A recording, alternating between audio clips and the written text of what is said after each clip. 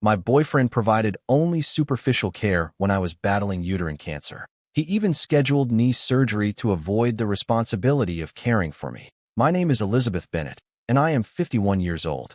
Life, with all its unexpected turns and twists, has brought me here, standing at a crossroads in a relationship that has given me 7 years of companionship, but now leaves me questioning what true partnership means, especially in times of crisis. This contemplation of my relationship with James, my boyfriend, comes at a time when my life has been overshadowed by a recent serious cancer diagnosis. James and I met almost exactly 7 years ago, a chance encounter that neither of us was looking for but seemed destined all the same. I was at a local bookstore, rummaging through shelves looking for a rare edition of Jane Austen's novels, a passion of mine since my teenage years. He was there too, not particularly interested in books, but trying to find a thoughtful gift for his sister. Our hands reached for the same prized copy of Pride and Prejudice. Our eyes met, and in that awkward laughter that followed our tussle over the book, something clicked. It wasn't love at first sight, but it was certainly curiosity that wanted to know more. From there, our relationship grew steadily, if somewhat cautiously. We were both coming from the wounds of previous marriages that had left us skeptical of love. James, with his quiet demeanor and a fiercely independent streak, was initially a puzzle I felt compelled to solve. He had a quirky sense of humor and an intellect that challenged and intrigued me. His background in engineering and his penchant for solitary hobbies like woodworking and model building contrasted with my career in social work and my more extroverted nature. Despite these differences, or perhaps because of them, we found common ground. We enjoyed long drives, jazz music, and the quiet comfort of each other's presence without the need for constant conversation. Living arrangements came naturally over time. Although James moved into my house, a cozy Victorian I had secured after my divorce. Our lives maintained a certain partition. The house was in my name, and we had no shared property. His private nature meant I had little insight into his financial matters, though he was never hesitant to contribute to household expenses or surprise me with groceries or an unexpected household repair. However, the idea of marriage was off the table for James. He valued his independence too much, often stating that love didn't need the bonds of legal ties to validate it. In many ways, I agreed, appreciating the simplicity of our arrangement where love was a choice we made daily, not a contract we were obliged to fulfill. Yet, despite our harmonious living and the stability of our respective careers, there were aspects of our relationship that remained unfulfilled. James was never one for grand romantic gestures. Birthdays and anniversaries were often marked with little fanfare. Gifts were practical rather than thoughtful, and celebrations were muted, often just an evening out at a restaurant we both liked. This lack of romance was something I had come to terms with, focusing instead on the reliability and steadiness James offered. Our relationship, while not fiery or adorned with the typical trappings of romance, was functional and comfortable. We had a healthy sex life, and our discussions, though rarely about our emotions, were always respectful and insightful. Yet, as the years wore on, I sometimes found myself longing for a bit more warmth, a bit more of the unexpected, the small surprises that make the heart flutter. The true test of our relationship, however, began in January when I was diagnosed with late-stage ovarian cancer. The news came as a devastating blow, not just to me, but to the fragile equilibrium of our relationship. Cancer, with its insidious tendrils, seemed determined not only to wreak havoc on my body, but also to unearth the foundations of my relationship with James. The morning I received the diagnosis, the world seemed to pause, an eerie stillness that belied the storm raging inside me. Late-stage ovarian cancer, the doctor had said, his voice a blend of compassion and clinical detachment. The words echoed in my head as I drove home, each syllable a weighty gavel marking the end of one life phase and the uncertain beginning of another. Arriving home, I found James in the backyard, lost in his latest project, a birdhouse he was crafting with meticulous attention. The normalcy of the scene, set against the backdrop of my devastating news, felt surreal. I watched him for a moment, absorbed in his task, unaware of the seismic shift about to enter our lives. "James," I called out, my voice steadier than I felt. He looked up, a smile breaking across his face, but it faltered as he took in my expression. The tools fell silent, and he was at my side in an instant, his earlier levity replaced by concern. I have cancer, I said, the words blunt, irrevocable. His arms came around me then, a strong, steady presence. But inside, my heart was a chaos of fear and sorrow. In the privacy of our living room, I laid out the stark realities of my condition. The cancer was aggressive, widespread, and the treatment would be grueling. I watched his face, the emotions flickering through his eyes. Shock, pain, and resolve flickered through them. Then I gave him an out, an opportunity to walk away before the journey became too difficult, too steeped in medical routines, in the shadow of mortality. It was a test not of his love, but of his willingness to face this harsh road alongside me. He didn't hesitate.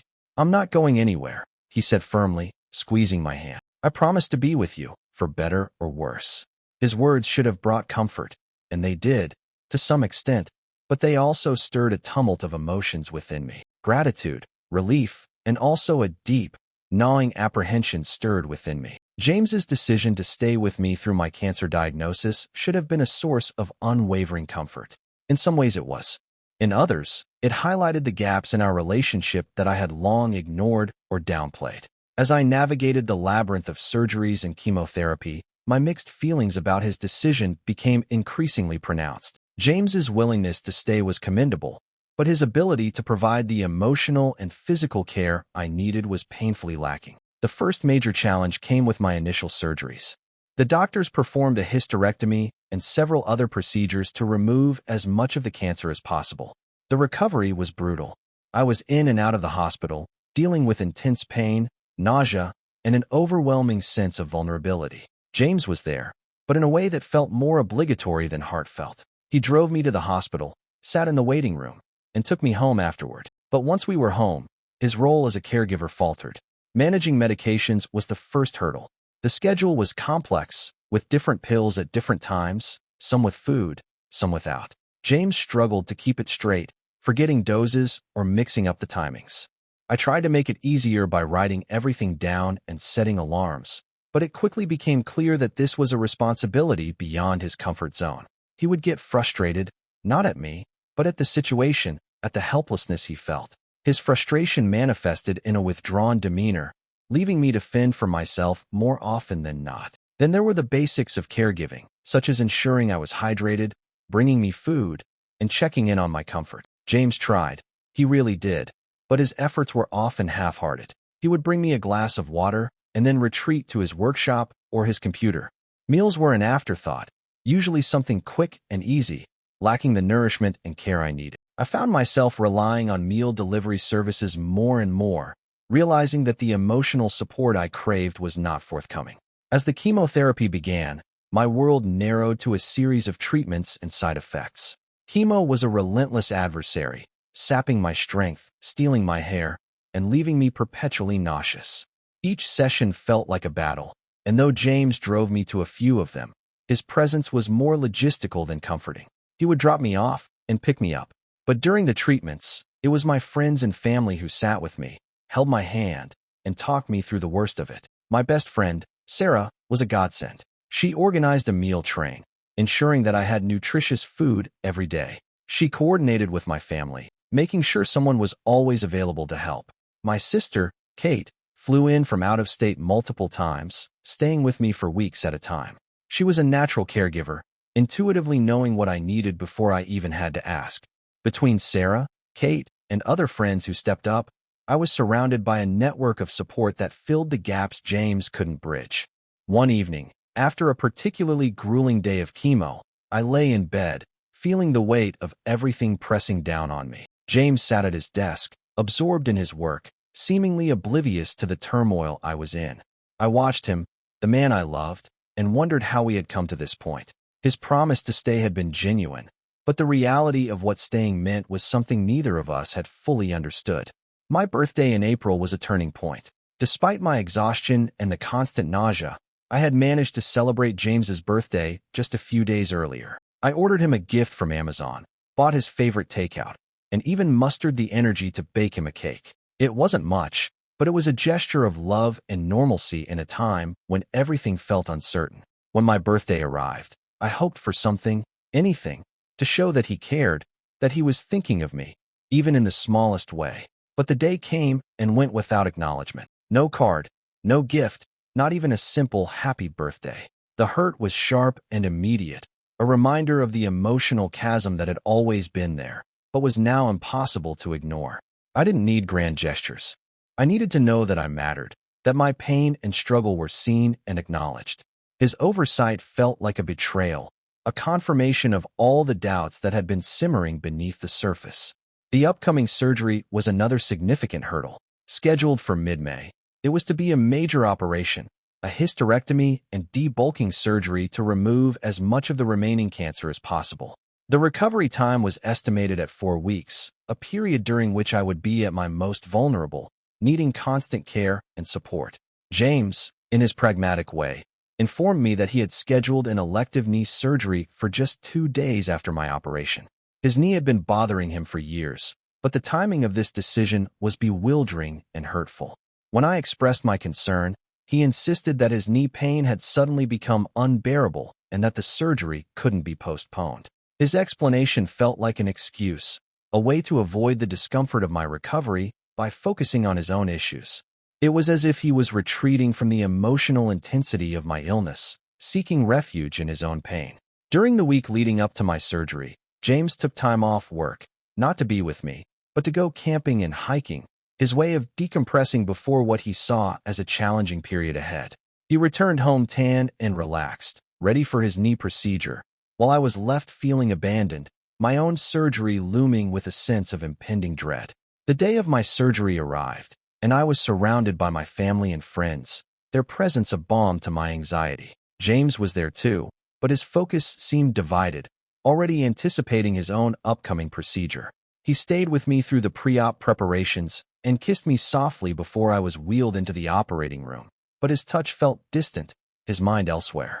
The surgery was a success, the doctors told me, but the recovery was arduous. I was weak, in pain, and emotionally raw. While I was still in the hospital, James underwent his knee surgery and returned home on crutches.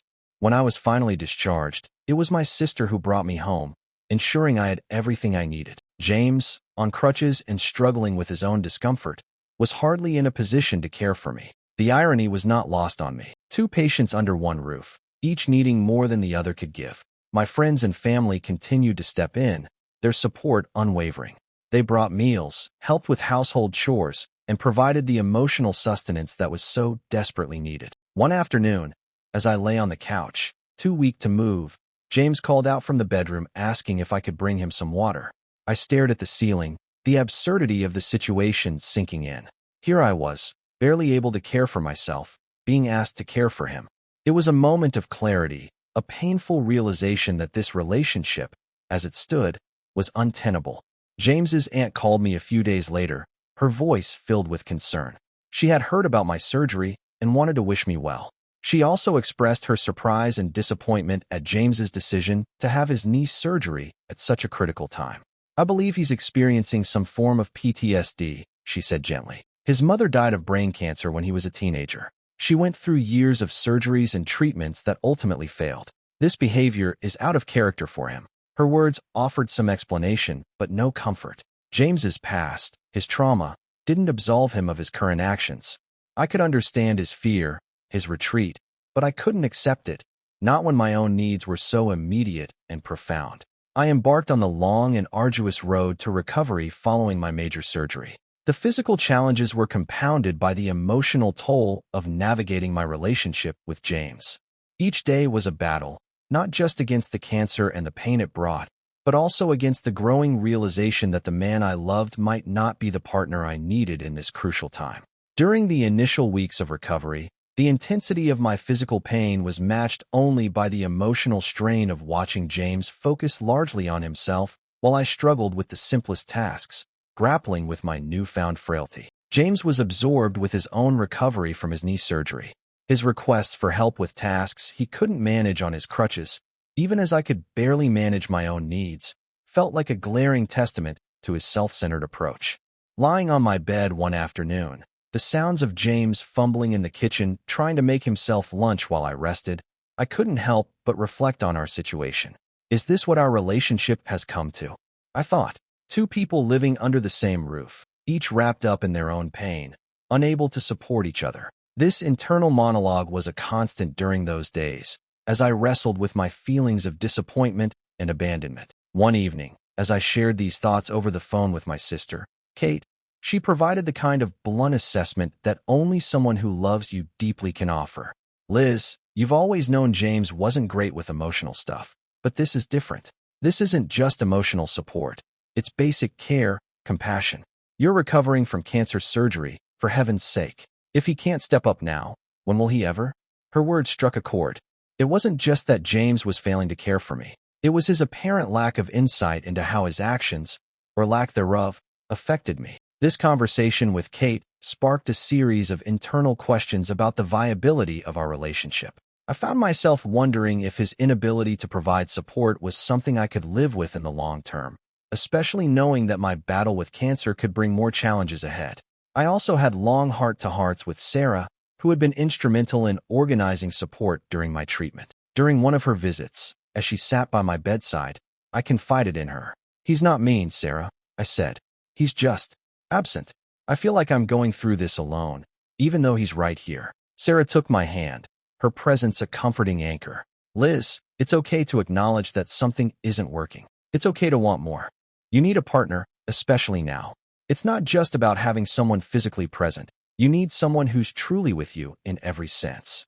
These conversations, along with my own reflections, led me to a profound understanding. My need for a supportive partner was not just a preference, but a necessity, especially as I faced the uncertainty of my health. James's focus on his own issues during my time of greatest need had illuminated a fundamental disconnect in our relationship. It was not merely about his lack of caregiving skills. It was about his inability to prioritize my needs during a critical time.